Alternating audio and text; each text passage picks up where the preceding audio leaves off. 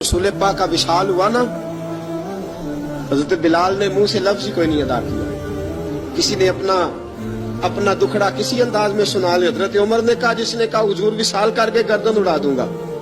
हजरत उस्मान गनी ने कहा, खबरदार कोई मुझे आके ना बताए कि मुस्तफा विशाल कर गए। हजरत अली मुर्तजा रज़ी अल्लाह तआला अन्हु ने फरमाया, ना भाई मेरे मुस्तफा पर तो मौत आती ही नहीं। जिस तरह आप लोगों पे सब लोगों ने अपने अपने इजहार कर लिए ना, बिलाल ने किसी को दुख बताया ही नहीं।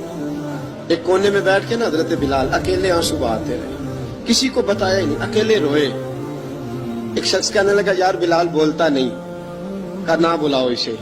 असर की नमाज का वक्त हुआ ना, तो वो बिलाल जो काबे की छत पे बगैर सीढ़ियों के चढ़ गया था, वो बिलाल जो काबे की छत पे बगैर किसी सहारे के चढ़ गया था, उस बिलाल को कहा कि बिलाल चल जरा आजान पढ़, मस्जिद की छत पे चढ़ जा।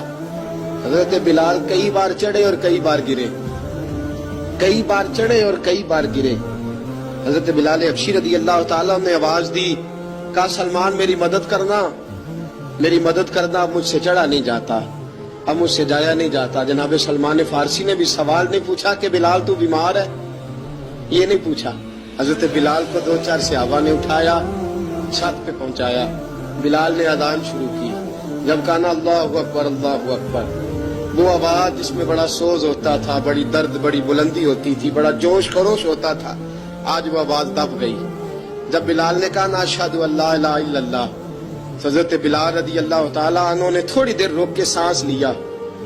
जब कहा, ना अशहदु अन्ना मुहम्मदर रसूलुल्लाह, जो सारे चुप खड़े थे ना, उनमें से एक बाबा रो पड़ा, जिसका नाम अबू बकर सिद्दीक था।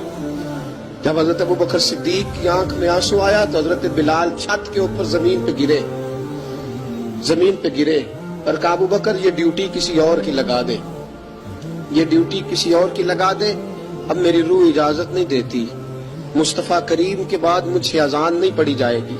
आपने वाकया सुन रखा है कि एक बार सहाबा ने बुलाया, दोबारा आए, हुजूर ख्वाब में मिले। कहा, बिलाल तू आता क्यों नहीं? बिलाल छोड़ के चले गए थे। फरमाया, मेरा यहाँ दिल नहीं लगता। मुल्क शाम के शहर हलब में चले गए थे, छोड़ दिया था मदीना मुनव्वरा। अब मेरी निगाहों में जचता नहीं कोई, जैसे मेरे महबूब हैं ऐसा नहीं कोई। हुजूर ख्वाब में मिले, आए मदीने। हजरत बिलाल आखिरी बार, लोगों ने कहा अजान पढ़ो।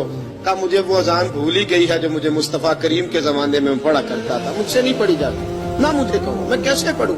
इमाम हसन और हुसैन ने आके दामन थामा ना, तो कहा, बेटा मैं तुम्हारी नानी का भी नौकर रहा हूँ, मैं तुम्हारी माँ की चक्की भी पीसता रहा हूँ, मुझसे कोई फरमाइश ना कर डालना। मैंने नौकरी की है और मुझे अगर अल्लाह ने तौफीक दी तो मैं तुम्हारे बच्चों के पैर भी धोया करूंगा। लेकिन इमाम हसन रज़ी अल्लाह तआला ने फरमाया, बिलाल एक बार तो अजान सुनानी पड़ेगी। सुनाई बिलाल ने अजान।